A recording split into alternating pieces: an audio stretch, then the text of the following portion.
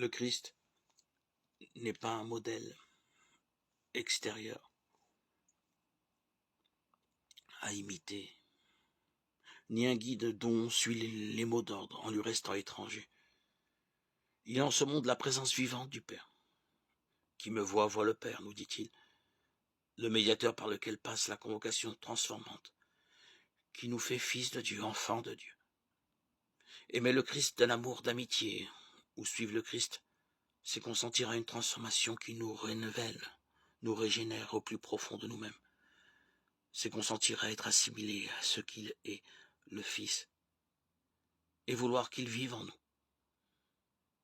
C'est s'ouvrir à l'appel agissant du Père, dans la foi en son dessein de grâce, dans l'espérance en sa miséricorde. Mais c'est surtout comme l'apôtre Saint Jean qui aimait demeurer avec lui, le regarder longtemps et se donner totalement à lui.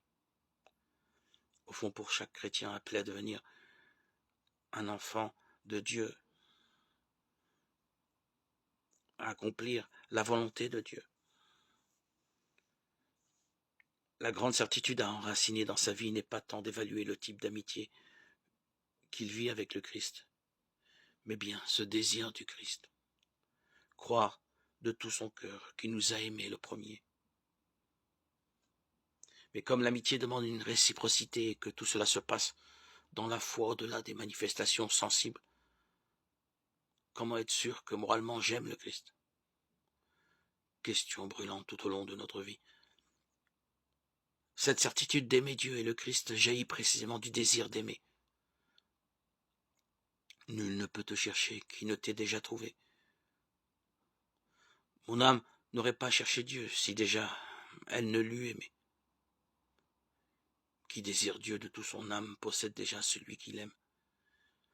Si l'un de vous se demande est-ce que j'aime Dieu, qu'en toute confiance et sans le moindre doute il réponde oui, je l'aime. On peut résumer cet enseignement en disant celui qui désire aimer, aime, et il est aimé.